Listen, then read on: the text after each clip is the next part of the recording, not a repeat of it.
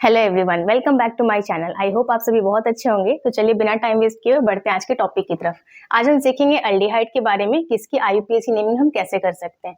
तो सबसे पहले थोड़ा सा हम इंट्रो ले लेते हैं इसके बारे में। एल्डिहाइड का हमारा जो स्ट्रक्चर होता है वो क्या होता है? R bond C double bond O bond H. ठीक है, ये होता है हमारा एल्डिहाइड का स्ट्रक्चर। और इसको हम किससे रिप्रेजेंट करते हैं? बॉन्ड CHO से। ठीक है, इसको आप याद रखने के लिए कैसे पढ़ सकते हो? एल्डिहाइड के लिए बॉन्ड CHO को कैसे आप याद रख सकते हो? इसको आप पढ़ सकते हो बॉन्ड कहो। CHO को आप पढ़ सकते हो ना, कहो, बॉन्ड कहो। इससे आपको याद रहेगा एल्डिहाइड के लिए। ठीक है, अब एक एग्जांपल लेते हैं। सपोज कीजिए अगर आपको दिया हुआ है HC double bond O bond H। इसके लिए अगर आपको नाम लिखना है, आईयूपीएसी नेमिंग करनी है, तो सबसे पहले हम इसमें देखते हैं कि जो हमारा ये बॉन्ड CHO है, इसमें ये वाला जो कार्बन है, आईयूपीएसी नेमिंग हम जब भी लिखेंगे इस वाले कार्बन को भी हम काउंट करेंगे। ठीक है, तो इसमें हमें दिख रहा है कि एक कार्बन एटम है, तो इसका नाम क्या हो जाएगा? एक कार्बन के लिए हमारा वर्ड रूट क्या होता है? मेथ। तो हमने लिखा मेथ। देन सिंगल बॉन्ड है तो हमने लिखा एन। ठीक है, अब हमारा फर्स्ट कार्बन पे हमें फंक्शनल ग्रुप मिल रहा है, तो हम क्या लिखेंगे? 1। और एल्डिहाइड के लिए हमारा जो सेकेंडरी सफिक्स होता है वो होता है अल। ये होता है इसका सेकेंडरी सफिक्स। क्लियर हो रहा? सेकेंडरी सफिक्स इसका क्या होता है? अल। तो यहाँ पे क्या हो जाएगा? 1 पे अल, मिथेन 1 अल, या फिर इसको हम डायरेक्टली मिथेनल भी लिख सकते हैं। अब यहाँ पर एक चीज देखिए, यहाँ पर जो ये मिथेन 1 अल है, इसमें ई के बाद डायरेक्टली ए आ रहा है। ई के बाद ए आ रहा है। ठीक है, तो मैंने आपको पहले रूल पढ़ाया था कि जब भी ए, ई, आई, ओ, यू एंड वाई में से कोई सा भी दो लेटर आपको कंटिन्यूअसली मिल रहा है तो फर्स्ट वाला लेटर हमारा कैंसिल हो जाता है। तो ई के बाद यहाँ डायरेक्टली हमें ए मिल जा रहा है। इसमें देखिए ई के बाद डायरेक्टली ए मिल रहा है, तो फर्स्ट वाला लेटर जो हमारा ई है ये कैंसिल हो जाएगा। तो हम क्या लिखेंगे? मिथेन 1 अल। इस वाले ई को हम यहाँ पे मेंशन नहीं करेंगे। क्लियर है? ये हो गया मिथेन 1 अल। और 1 को हर बार मेंशन करना जरूरी नहीं होता, तो इसको आप मिथेन 1 अल या फिर मेथेनल भी लिख सकते हैं। ठीक है, क्लियर है? अब इसके बाद एक और एग्जाम्पल हम लेके समझते हैं। अच्छा, एक और चीज, अगर किसी के मन में ये डाउट आ रहा है कि यहाँ पर इन क्यों नहीं लिखा जबकि यहाँ पर डबल बॉन्ड आ रहा है और यहाँ पे फिर भी एन लिखा हुआ है, तो वो इसलिए है क्योंकि जो डबल बॉन्ड है ये आपका कार्बन और ऑक्सीजन के बीच में है, जबकि इन में आपका डबल बॉन्ड जो होता है वो कार्बन और कार्बन के बीच में होता है। यहाँ पे ये कार्बन और ऑक्सीजन के बीच में है, ना कि कार्बन और कार्बन के बीच में। क्लियर है? इसलिए हमने यहाँ पे इन नहीं लिखा है। यहाँ पे हम इसको देख रहे हैं सिंगल बॉन्ड को, और ये एन लिखा है हमने। ठीक, एक और एग्जांपल लेते हैं। और मिथेन 1 अल मिथेनल जो है ये आपका क्या आईयूपीएसी नेम है। अगर आपको इसका बोल दे कॉमन नेम, तो इसके लिए जो कॉमन नेम होता है वो होता है फॉर्मल्डिहाइड। ये आपने सुना होगा, फॉर्मल्डिहाइड। ठीक है, इसको नोट कर लीजिएगा। H bond C double bond O bond H के लिए क्या नाम है? मेथेन 1 अल या मेथेनल, और इसका जो कॉमन नेम है वो है फॉर्मल्डिहाइड। ठीक, एक और एग्जांपल लेते हैं। अगर कोई ऐसा स्ट्रक्चर दिया है, ठीक, अब इसके लिए जब आपको आईयूपीएसी नेमिंग करनी है, ठीक है, तो हम क्या करते हैं? सबसे पहले कार्बन की लॉन्गेस्ट चेन सेलेक्ट करते हैं, और नंबरिंग कहाँ से करते हैं? जहां से हमारा फंक्शनल ग्रुप सबसे क्लोज पड़े। तो अभी मैंने आपको बताया कि एल्डिहाइड में क्या होता है, जो ये वाला कार्बन है इसकी भी काउंटिंग हम करते हैं। तो हमने नंबरिंग करी 1 2, क्योंकि फंक्शनल ग्रुप यहीं पे है। ठीक है, तो 2 कार्बन है, 2 कार्बन के लिए रूट वर्ड क्या हो गया आपका? एथ। क्लियर है? सिंगल बॉन्ड है तो एन। ठीक, और फर्स्ट कार्बन पे ही हमारा एल्डिहाइड है तो क्या हो गया? 1 अल। अब यहाँ पर भी ई को मैंने इसलिए मेंशन नहीं किया है क्योंकि ई अगर मेंशन करते हैं यहाँ पे तो ई के बाद डायरेक्टली आपका ए मिल रहा था तो ई आपका कैंसिल हो जाता। तो ये हो गया एथेन 1 अल, या फिर इसको हम क्या बोल सकते हैं? एथेनल। और इसका जो कॉमन नेम होता है वो क्या होता है? एसिटल्डिहाइड।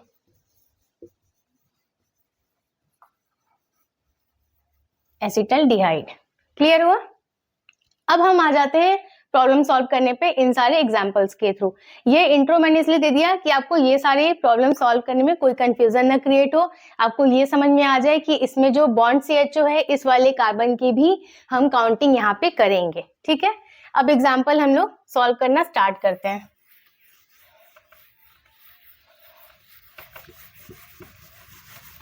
ठीक है, तो फर्स्ट एग्जाम्पल पे आते हैं। सबसे पहले इसमें हमें क्या करना होता है, कार्बन की लॉन्गेस्ट चेन को हमें सेलेक्ट करना होता है।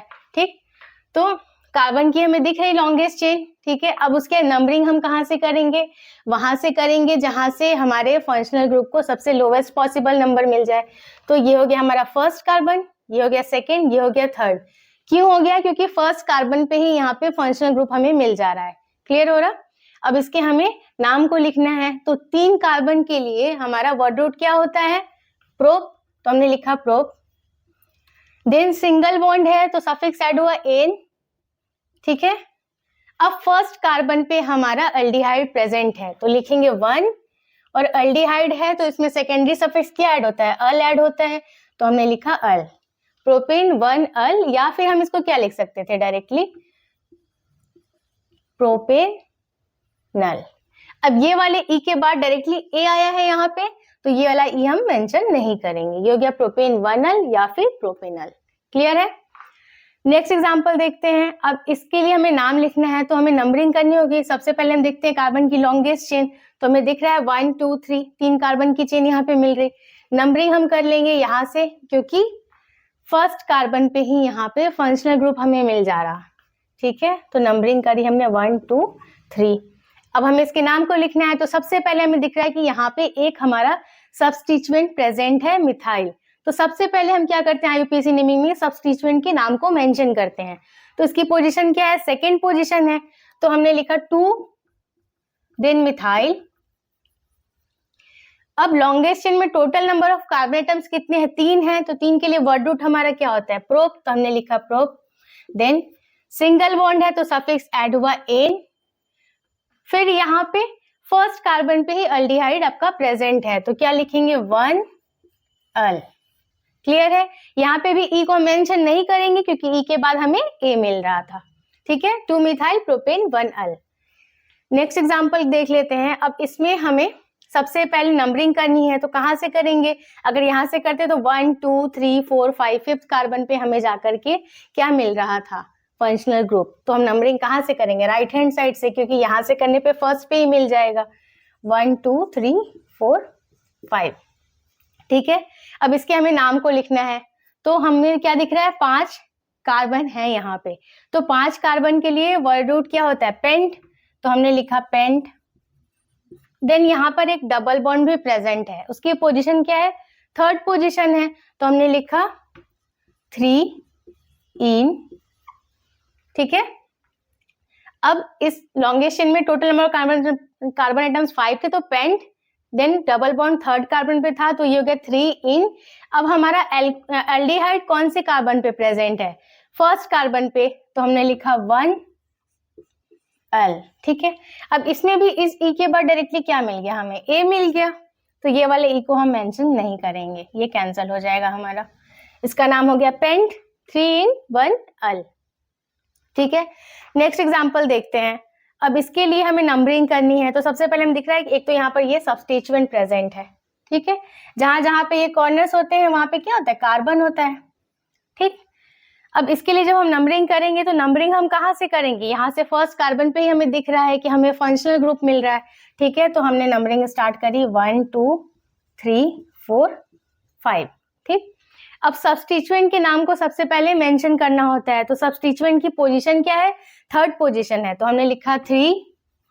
देन इस सब्स्टिट्यूएंट का नाम क्या हो जाएगा, ये कैसा स्ट्रक्चर है, साइक्लिक स्ट्रक्चर है, तो हमने लिखा cyclo. Then total number of carbon atoms इसमें 3 है, तो क्या हो गया ये, प्रोपाइल। क्यों हुआ प्रोपाइल, ये क्योंकि 3 कार्बन के लिए हमारा वर्ड रूट हुआ प्रोप, और सब्स्टिट्यूएंट के लिए सफिक्स ऐड होता है वाईएल, तो क्या हो गया ये प्रोपाइल। इसको हम प्रोपेन नहीं लिखेंगे, प्रोपाइल लिखेंगे, क्योंकि ये सब्स्टिट्यूएंट है हमारा। तो ये हो गया 3 cyclopropyl. Then total number of carbon atoms हमारे पेरेंट चेन में कितने हैं, 5 है, तो 5 के लिए वर्ड रूट क्या हो गया, पेंट, तो हमने लिख दिया पेंट। ठीक है, अब एक यहाँ पे डबल बॉन्ड भी प्रेजेंट है, कौन से कार्बन पे है, थर्ड कार्बन पे, तो पहले इसको मेंशन करेंगे 3 इन, देन हमारा एल्डिहाइड कौन से कार्बन पे प्रेजेंट है, फर्स्ट कार्बन पे, तो हमने लिखा 1 देन अल। अब यहाँ पर भी ई के बाद डायरेक्टली ए आ रहा था, तो इस वाले ई को हम मेंशन नहीं करेंगे, ठीक है, क्लियर हो रहा। नेक्स्ट एग्जांपल देखते हैं। अब इसमें हमें सबसे पहले जब नंबरिंग करनी है तो हमें दिख रहा है कि यहाँ पर भी ये एक सब्स्टिट्यूएंट प्रेजेंट है, ठीक है। नंबरिंग स्टार्ट करते हैं, फर्स्ट कार्बन पे हमें फंक्शनल ग्रुप मिल जा रहा, तो 1 2 देन 3, ठीक है। अब इसके नाम को हमें लिखना है, तो थर्ड कार्बन पे एक सब्स्टिट्यूएंट प्रेजेंट है, तो सबसे पहले तो इसके नाम को लिखना पड़ेगा, तो हमने लिखा 3, देन कौन सा सब्स्टिट्यूएंट है, ये साइक्लिक स्ट्रक्चर है और 3 कार्बन एटम है, प्लस ये क्या है, सब्स्टिट्यूएंट है, तो ये क्या हो गया, साइक्लो प्रोपाइल, क्लियर है, ठीक है। अब इसमें total number of carbon atoms कितने हैं, 3 है, तो वर्ड रूट क्या हो गया, प्रो, देन सिंगल बॉन्ड है तो ये हो गया सफिक्स ऐड हुआ एन, ठीक है। अब फर्स्ट कार्बन पे आपका एल्डिहाइड यहाँ पे प्रेजेंट है, ठीक है, तो क्या लिखेंगे 1 अल। अब यहाँ पर भी आपको क्या दिख रहा है, ई के बाद डायरेक्टली हमें ए मिल रहा है, तो ये वाला ई हम मेंशन नहीं करेंगे, क्लियर है। 3 साइक्लो प्रोपाइल प्रोपेन 1 अल। नेक्स्ट एग्जांपल देखते हैं। इसके लिए अगर हमें नाम लिखना है, ये मैं ऊपर लिख देती हूँ,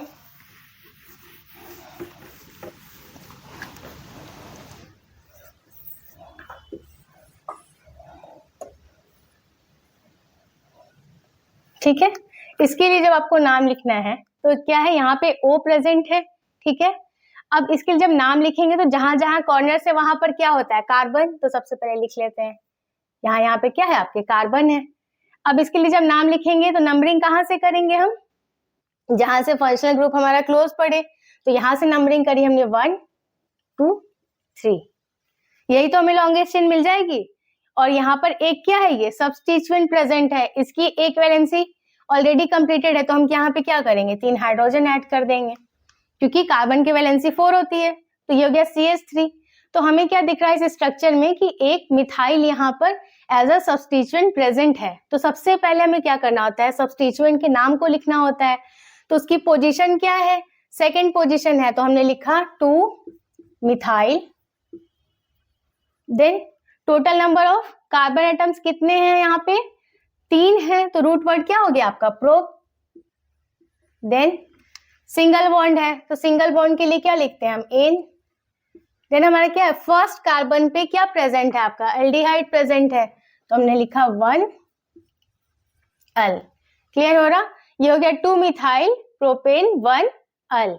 अब यहाँ पर भी ई मैंने मेंशन इसीलिए नहीं किया क्योंकि ई के बाद यहाँ डायरेक्टली हमें ए मिल रहा था, तो ई हमारा कैंसिल हो गया, ठीक।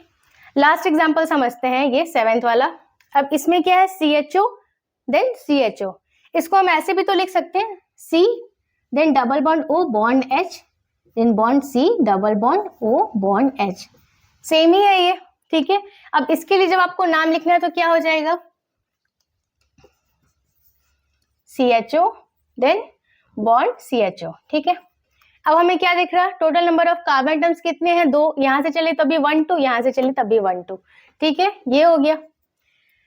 अब 2 के लिए हमारा जो वर्ड रूट होता है वो क्या हो जाता है, एथ, तो हमने लिखा एथ, क्लियर हो रहा। सिंगल बॉन्ड है तो क्या लिखेंगे, एन,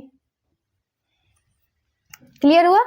अब फर्स्ट और सेकंड दोनों पे हमारा क्या है, एल्डिहाइड प्रेजेंट है, तो हमने लिखा 1 2, देन 2 है तो हम क्या वर्ड यूज करते हैं, 2 के लिए डाई, और क्या है, एल्डिहाइड है तो सफिक्स ऐड हुआ अल, डाई अल। अब यहाँ पर इसका नाम हो गया एथेन 1 2 डाई अल।